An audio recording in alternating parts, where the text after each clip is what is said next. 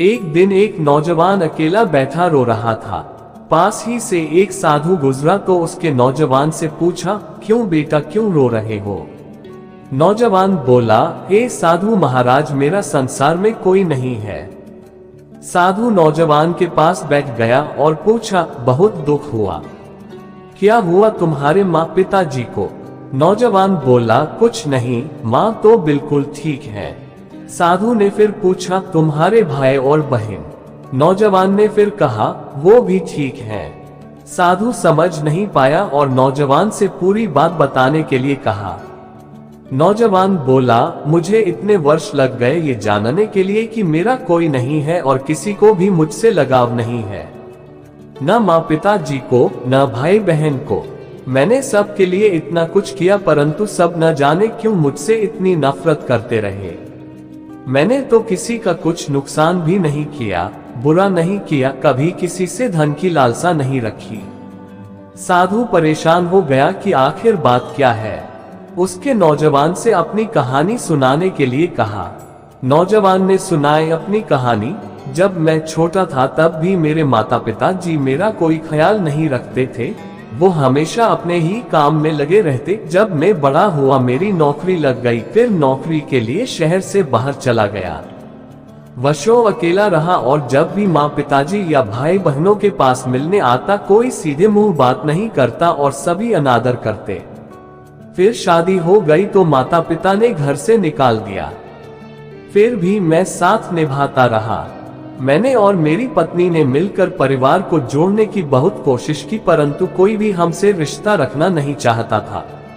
साधु की आंखें नम हो गई और साथ ही नौजवान की आंखें भी।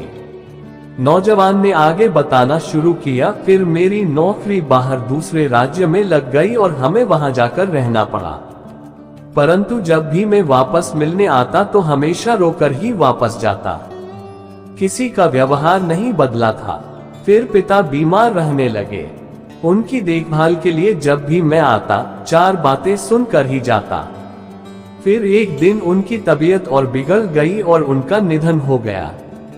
साधु ने नौजवान के सर पर हाथ रखकर उसको शांत करने की कोशिश की, परंतु नौजवान अपनी बात सुनाना चाहता था।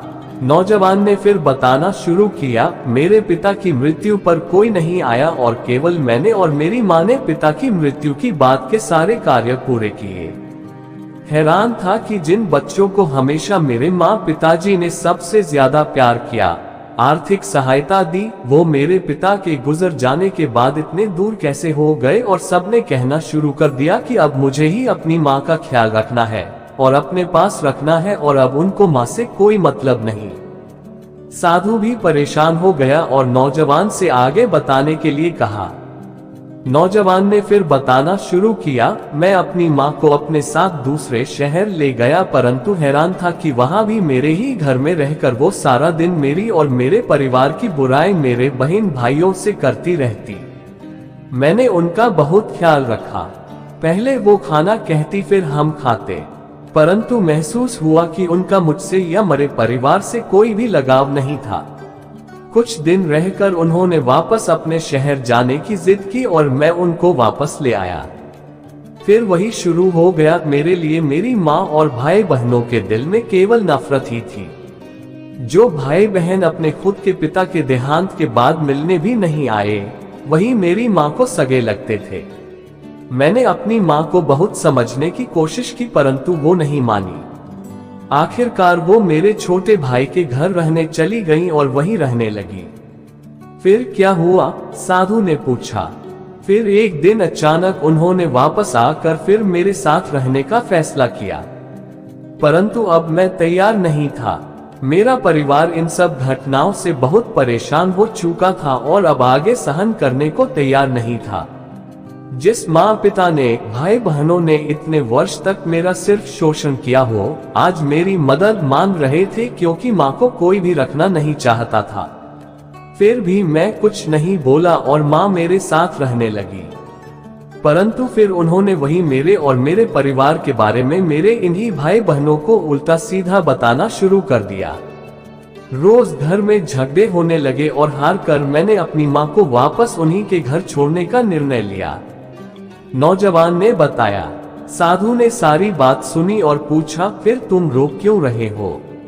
नौजवान ने कहा, हे साधु महाराज, मुझे ये समझ नहीं आ रहा कि शिकायत तो मुझे थी, शोषण तो मेरा हुआ, बुरा भला तो मैंने सुना, न मैंने अपने पिता की वसीयत में से कोई धन मांगा, ना मेरे या मेरे परिवार के दिल में कोई लोभ, फिर मैं कैसे सबसे बुरा बन गया? आज मेरे पास न माँ है न कोई सगा भाई बहन, और लोग कहते हैं मैंने अपनी माँ को छोड़ दिया। किसको छोड़ दिया? जो खुद मेरी कभी थी ही नहीं। छोड़ा तो उन्होंने मुझको दिया। साधु मुस्कुराए और बोले, नौजवान, लोग कहते हैं माँ से बढ़कर कुछ नहीं, परंतु माँ से बढ़कर है, और वो है कर्म। तूने बहुत कोशिश की, परंतु तेरी कोशिश को और तेरे सम्मान को कोई समझ नहीं पाया। तुझे हमेशा दोषी ठहराया। ये कसूर और बदकिस्मती तेरी नहीं, उनकी है। पछतावा तुझे नहीं, उनको होना चाहिए, जिन्होंने अपने सबसे बड़े पुत्र और एक भाई को समझने में इतनी विशाल भूल कर दी। कर्म के हिसाब से सब बराबर हैं, न माँ बड़ी और न ही पुत्र, न ही पिता बड़ा और न ही भाई बहन। कर्म सिर्फ कर्म देखता है।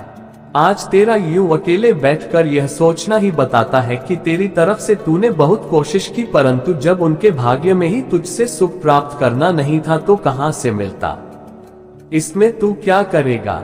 इसलिए पछताना छोड़ और अपने परिवार और अपने भविष्य को संवार। उद्धरण चिन्ह। ये कहकर साधु वहां से चल दिए और साथ ही नौजवान लगा। सम्मान और भावनाएं एक तरफा नहीं होती। बिना लालच या लोभ से की गई सेवा धर्म के समान होती है, और सही गलत का फैसला कर्म के आधार पर होता है।